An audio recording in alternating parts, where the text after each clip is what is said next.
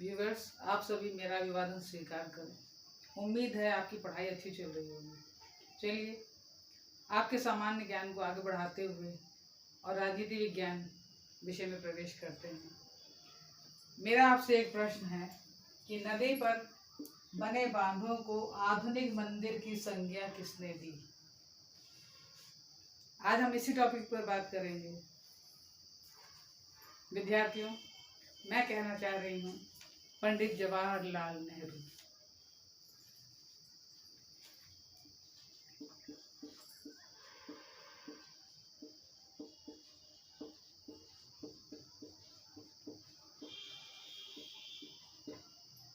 आज उनकी 60वीं पुण्यतिथि है।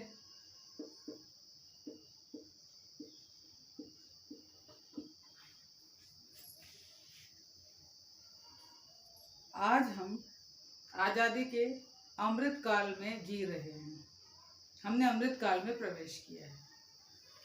परंतु विद्यार्थियों, अपन यदि ये देखें कि ट्रिस्ट विथ डेस्टिनी,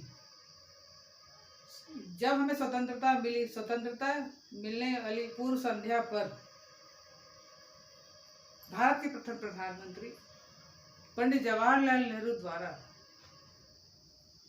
जो भाषण दिया गया वो 20वीं शताब्दी का अब तक का सबसे श्रेष्ठतम भाषणों में गिना जाता है। नीति के साथ वादा। कभी मुझे तो ऐसा लगता है कि स्वतंत्रता के बाद भारत को 17 वर्षों तक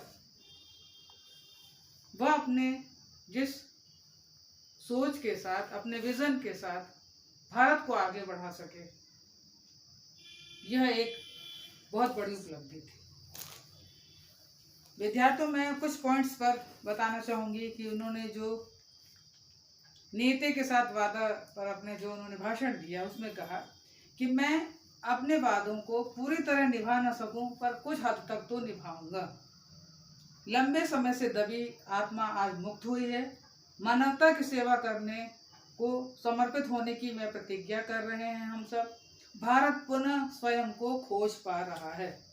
भारत की सेवा का अर्थ है लाखों करोड़ों पीड़ितों की सेवा, निर्धनता, अज्ञानता, अवसर की असमानता को मिटाना। और हमारी पीढ़ी के जो सबसे महान व्यक्ति हैं, उनकी यही इच्छा है कि हर आंख के आंसू मिटे। हमें कहाँ जाना चाहिए, हमें क्या करना है, और यह समृद्ध लोकतांत्रिक देश कितनी प्रगति कर सकेगा।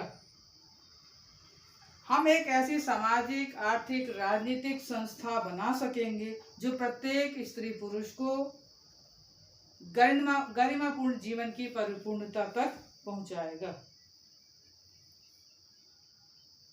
यदि अपन देखें, ये तो उनका हो गया आज़ादी के समय का भाषण। परंतु चलिए हम उनके जीवन काल में प्रवेश करते हैं कि 14 नवंबर 1889 को जन्म लेने वाला ये बालक का परिवार नेहरू कैसे कहलाता है। तो ये स्वयं अपनी जो आत्मकथा मेरी कहानी में लिखते हैं कि फर्रुखसियार ने स्वयं मतलब वो जो थे राजा, उन्होंने हमारे पुरखों को सन 1716 के आसपास दिल्ली में लाकर हमारे परिवार को बसाया। और यह जो था दिल्ली के चांदनी चौक के पास एक नहर के पास था। क्योंकि नहर के किनारे हमारा परिवार बसा था, इसलिए हमारा परिवार नेहरू कहलाया। और वैसे इनका जो बैकग्राउंड है वो कश्मीरी पंडित का कहलाता है। तो स्वरूप रानी माता का नाम और पिता पंडित मोतीलाल नेहरू। इनका पढ़ने के लिए मिलता है कि बड़े धनाढ्य परिवार में इनका जन्म हुआ, परवरिश हुई। परंतु बच्चों, मैं अभी अध्ययन के दौरान मैंने पढ़ा कि मोतीलाल नेहरू जी का जब जन्म हुआ, उससे पूर्व 3-4 महीने पूर्व इनके पिताजी का निधन हो गया था। इनकी माँ ने, मोतीलाल नेहरू जी का जब जन्म हुआ, इनकी माँ ने बड़ी कठिनाई से अपने परिवार का भरण पोषण किया और संघर्ष के दिनों को मोतीलाल नेहरू जी ने झेला है। और प्रतिष्ठित वकील बने हैं और उसके बाद उन्होंने अपने परिवार की प्रतिष्ठा को बढ़ाया है। तो यदि अपन जवाहरलाल नेहरू जी के बारे में देखते हैं तो 16 वर्ष की आयु तक इनको घर में ही शिक्षा दी गई। एक अंग्रेजी शिक्षक आया करते थे ब्रुक्स, और इसके बाद एक शिक्षक थे बूढ़े मुंशी जी कहा जाता था, और कहा जाता है असली शिक्षा बूढ़े मुंशी जी ने दी। उन्होंने इनको देश प्रेम की कहानियों के साथ साथ 1857 की जो क्रांति है उसके बारे में जब इनको बताया है तो उनको लगा कि कैसे मैं भारत को, जब मैं बड़ा हो जाऊंगा या समर्थवान हो जाऊंगा, तो मैं कैसे अपने भारत को अंग्रेजों से छुड़ा सकता हूँ। यह बाल मन पर उनके ये प्रभाव पड़ा था। फिर जैसा कि इनके पढ़ने के लिए बोला गया है कि ये 16 वर्ष तक घर पे पढ़ते हैं। 1905 में इनको एक स्कूल है हैरो स्कूल, वहाँ दाखिला दिया गया, और फिर नेहरू जी कैम्ब्रिज के ट्रिनिटी कॉलेज में 3 साल इन्होंने नेचुरल साइंस की डिग्री ली, और इसके बाद इनर टेम्पल लंदन से इन्होंने बैरिस्टर की डिग्री प्राप्त की। और जब ये लगभग 8 वर्ष बाद जब भारत आते हैं उसके बाद इनका भारतीय राजनीति में प्रवेश हो जाता है, और उसके बाद इन्होंने बांकीपुर कॉन्फ्रेंस में सबसे पहले 1912 में ये राजनीति में प्रवेश कर लेते हैं।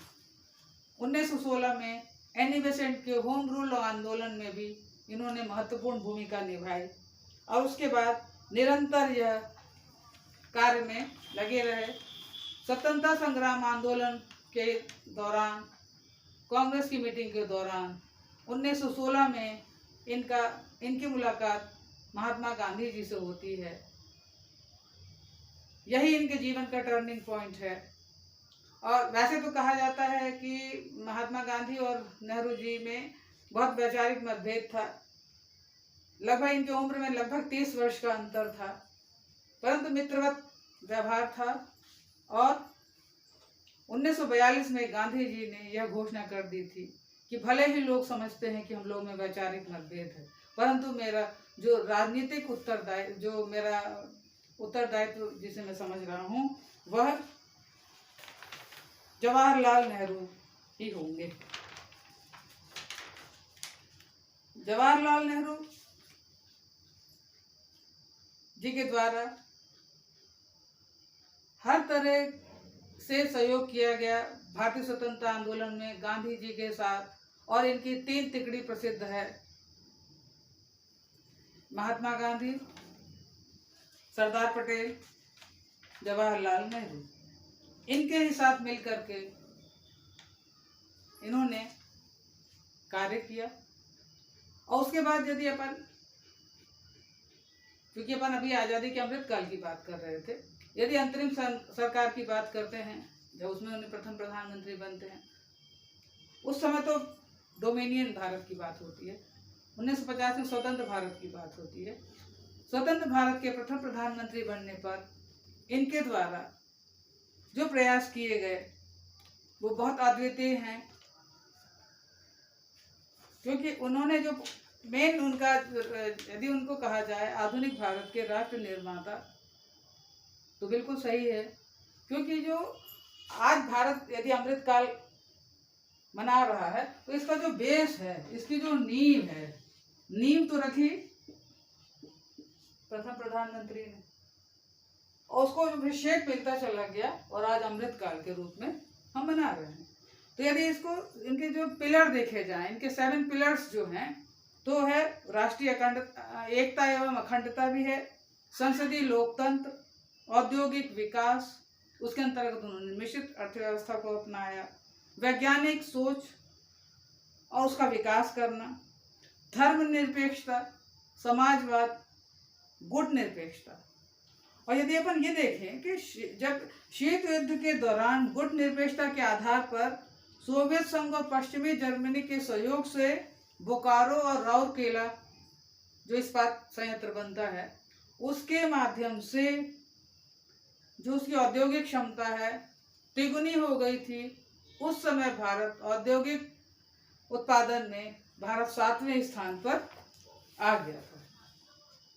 यदि अपन नेहरू जी के इसी 7 पिलर को देखते हैं तो इसी पिलर के आधार पर भारत अपना संपूर्ण विकास करके 7 पिलर्स के माध्यम से, और आज भी यदि जो काम आज हो रहे हैं, तो अमृत काल का मतलब ये है कि आगामी 25 वर्षों में भारत का रोड मैप कैसा होगा।